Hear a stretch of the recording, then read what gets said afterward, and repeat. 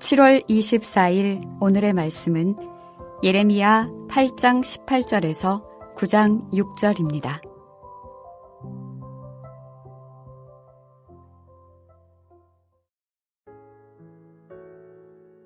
슬프다 나의 근심이여, 어떻게 위로를 받을 수 있을까?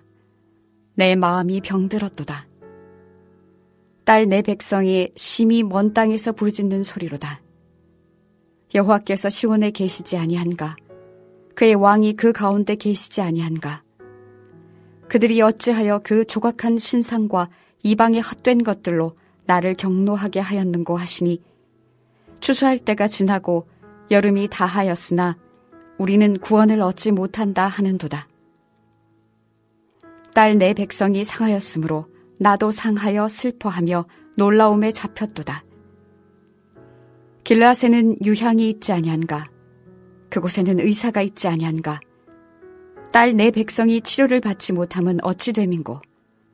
어찌하면 내 머리는 물이 되고 내 눈은 눈물 근원이 될고? 죽임을 당한 딸 내 백성을 위하여 주야로 울리로다. 내가 광야에서 나그네가 머무를 곳을 얻는다면 내 백성을 떠나가리니, 그들은 다 간음하는 자요 반역한 자의 무리가 되미로다. 여호와의 말씀이니라. 그들이 활을 당김같이 그들의 혀를 놀려 거짓을 말하며, 그들이 이 땅에서 강성하나 진실하지 아니하고 악에서 악으로 진행하며 또 나를 알지 못하느니라. 너희는 각기 이웃을 조심하며 어떤 형제든지 믿지 말라. 형제마다 완전히 속이며 이웃마다 다니며 비방함이라. 그들은 각기 이웃을 속이며 진실을 말하지 아니하며 그들의 혀로 거짓말하기를 가르치며 악을 행하기에 지치거늘 내가 사는 곳이 속이는 일 가운데 있도다. 그들은 속이는 일로 말미암아 나를 알기를 싫어하느니라. 여호와의 말씀이니라. 안녕하세요. 예레미야 8장 18절부터 9장 6절까지 함께 말씀을 묵상하겠습니다. 마음의 병에 걸려본 적이 있으신가요? 근심이 멈추지 않거나 매우 충격적인 사건을 경험했을 때 마음의 병에 걸릴 수 있습니다. 자기 민족에게 닥친 재앙을 보면서 예레미야 선지자는 마음의 병에 걸립니다. 그래서 그는 깊은 고통 가운데 탄식합니다.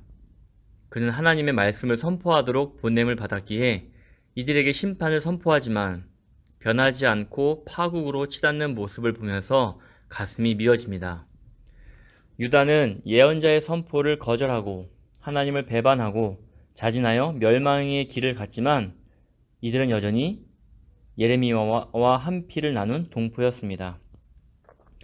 유다의 비극적 운명을 미리 내다볼 수 있었던 예언자는 자기 백성이 처하게 될 파국적 현실을 비통해합니다. 멸망을 확신하면서도 이를 막을 수 없는 절망적 상황이 그의 마음을 병들게 합니다. 예언자는 하나님의 말씀을 선포하는 자로 그분 편에 서야 하지만 다른 한편으로 그는 유다 백성의 일원으로 동족의 멸망에 타자가 될 수 없었습니다. 그는 동족의 비극에 온몸으로 참여합니다. 19절은 백성의 탄식과 여호와의 탄식으로 이루어집니다. 예언자는 먼저 백성이 도처에서 부르짖는 소리를 듣습니다. 재앙이 눈앞의 현실로 다가오자 백성들은 여호와께서 시온에 계시지 아니한가? 그의 왕이 그 가운데 계시지 아니한가? 하며 탄식합니다. 이들은 시온의 왕으로 시온에 계신 여호와께서 도와주지 않으신다고 원망하듯 당혹감을 토로합니다. 예루살렘 성전의 신앙에 근거하여 구원 행위를 기대하는 자들에게 그분은 도움을 거절하십니다. 더 정확히 말하면 그분은 당신 백성의 적이 되셔서 이들을 원수에게 넘겨주십니다. 백성의 원망에 뒤이어 여호와의 탄식이 나옵니다. 도와주기 싫어서나 힘이 없어서가 아닙니다. 이스라엘의 배반이 여호와께서 도와줄 수 없게 만들었습니다. 눈앞에 닥친 파국적 재앙은 이스라엘의 우상 숭배에 경노하신 여호와께서 이들의 불순종을 징계하시는 사건입니다. 시온에 여호와의 성전이 있다는 사실이 구원과 축복을 보장해 주지 않습니다. 이스라엘이 여호와께 의존하기를 거절하고 우상을 숭배할 때 그분은 심판자가 되셔서 이들을 징계하십니다. 예언자는 다시 백성의 원망 어린 탄식을 인용합니다. 이들은 추수할 때가 지나고 여름이 끝났건만 아직 구원받지 못했다고 한탄합니다. 자연재해나 여러 다른 이유로 수확기인 여름이 지났음에도 거둬들인 것이 없을 때 겨울의 기근은 피할 수 없게 됩니다. 가나안에서는 4월부터 6월에 보리와 밀을 추수하고 늦은 여름에 과일을 따서 말려 저장해 겨울을 대비합니다. 다음해 봄에 보리를 수확할 때까지 여름에 거둬들인 곡물로 지내야 합니다. 유다 백성은 자신들의 처지가 마치 수확한 것 없이 여름을 보내고 굶주림의 겨울을 맞는 농부의 절망적 형편과도 같다고 낭망하며 탄식합니다. 이들은 아마도 재앙의 성격을 한시적으로 생각했던 것 같습니다. 예루살렘 성전에 이스라엘의 왕이신 여호와께서 계시기에 재앙이 곧 극복되리라 기대하였다가 별다른 변화가 없자 좌절했던 것 같습니다. 8장 21절부터 9장 1절에서 다시 예언자가 탄식합니다. 백성의 중한 상처 탓에 예언자도 중한 상처를 입습니다. 멸망을 피할 수 없는 동포의 운명이 예언자를 죽음의 고통에 빠뜨립니다. 유다에 다가오는 재앙은 피할 수 없는 파국적 멸망이기에 예언자는 공포에 사로잡혀 절망합니다. 그는 멸망을 벗어날 수 없는 유다의 운명을 전쟁에서 중상을 입었음에도 치료받지 못하고 죽어가는 환자에 비유합니다.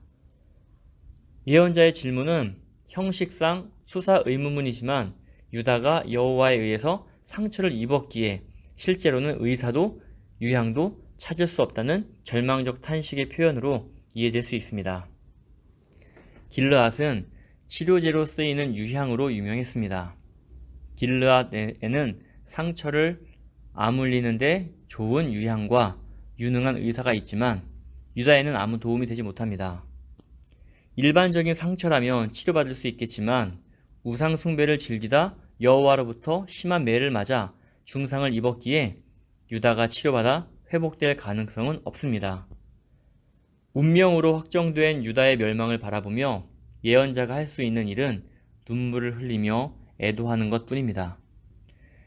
그에게 유다는 이미 죽임을 당한 전쟁에서 패하고 목숨을 잃은 백성입니다. 너무도 사랑하는 백성의 죽음이기에 아무리 울어도 그 슬픔을 달랠 수 없습니다. 눈물이 메마를 정도로 울었지만 그래도 애통함을 멈출 수 없습니다. 동족의 멸망 앞에 예언자의 유일한 바람은 밤낮으로 울 수 있는 눈물이라도 있었으면 좋겠다는 것입니다. 동포에게 하나님의 심판을 선포하는 예언자의 마음은 절망적 고통으로 가득합니다. 멸망으로 달려가는 제 민족의 앞길을 막고 외쳐보지만 한 사람도 그의 말에 주목하지 않습니다. 지금 가고 있는 길이 멸망의 길이라고 아무리 외쳐도 누구 하나 돌이키지 않습니다. 무엇인가에 홀린 듯이 앞으로만 내달리는 동포를 막을 수 없다는 절망감에 예언자의 마음이 병듭니다. 그래도 6세기경의 이스라엘에는 예레미야나 에스겔과 같은 예언자가 있어서 불행 중 다행이었을 수 있습니다. 어둠의 시대였지만 그래도 하나님의 음성이 꺼지지는 않았습니다. 멸망을 막지는 못했지만 이들에 의해 멸망을 극복할 수 있는 초석은 놓였습니다. 그럼 오늘 우리의 시대는 어떠할까요? 우리의 길을 가로막고 간절히 외치는 예언자가 있나요? 그런 예언자가 없다면 우리의 교회가 바른 길을 가고 있어서 예언자가 등장하지 않는 것일까요? 그렇다면 매우 다행이겠지만 마냥 긍정적으로 보기에는 우리의 교회 현실이 너무 어둡습니다. 혹시 이미 늦어서 예언자의 음성이 안 들린다면 이는 너무 절망적입니다.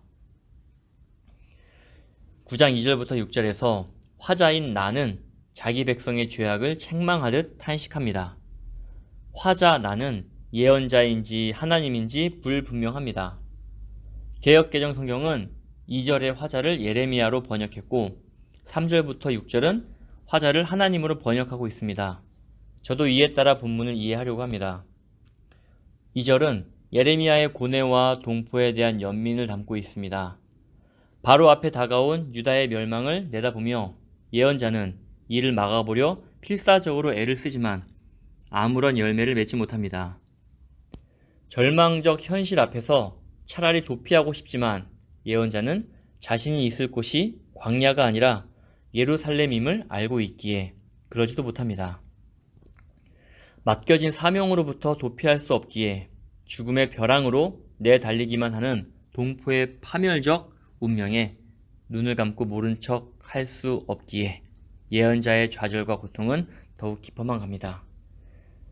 3절부터 6절은 하나님 백성의 간음과 반역을 구체적으로 기술합니다. 특히 입과 혀에서 나오는 범죄, 거짓과 사기를 고발합니다. 이들의 혀는 전쟁 무기인 활과 같습니다.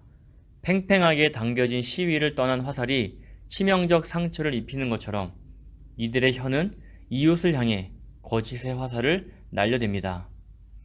이들은 진실에는 무기력하지만 거짓에 있어서는 뛰어난 능력과 열심을 발휘합니다. 6절에 내가 사는 곳이 속이는 일 가운데 있도다 라는 말은 거짓과 속임수가 이제 하나님 백성의 본성이 되었음을 보여줍니다. 하나님 백성임을 자랑하는 이스라엘이 하나님을 알지 못하는, 더 나아가 하나님 알기를 거절하는 반역자의 무리가 됩니다. 겉으로는 하나님께 속한 민족이지만 실상에서는 그분을 떠나 제 길을 갑니다. 정체성을 잃어버린 이스라엘에게 하나님의 가르침과 목소리는 존중받지 못하고 거짓과 악이 활개를 칩니다. 이웃이 서로 불신하는 적대적 사회로 타락합니다. 이웃을 속이며 사는 것이 당연하고도 자연스러운 사회가 됩니다. 성전에서만 하나님을 찾는 하나님 백성의 본 모습으로 교회에서만 신앙인으로 사는 우리의 본 모습도 그렇게 다르진 않습니다. 이스라엘은 속이는 일로 말미암아 하나님 알기를 싫어한다는 예언자의 고발은 우리 교회에 주는 경고이기도 합니다. 사랑하는 성도 여러분, 우리가 오늘 예레미야가 탄식하는 유다 백성의 모습을 하고 있지 않는지 살펴보길 바랍니다. 하나님의 백성임을 자랑하지만 하나님을 알지 못하고 더 나아가 하나님 알기를 거절하고 있지 않은지 긴장하고 살아가는 하루 되길 진심으로 소원합니다. 아멘.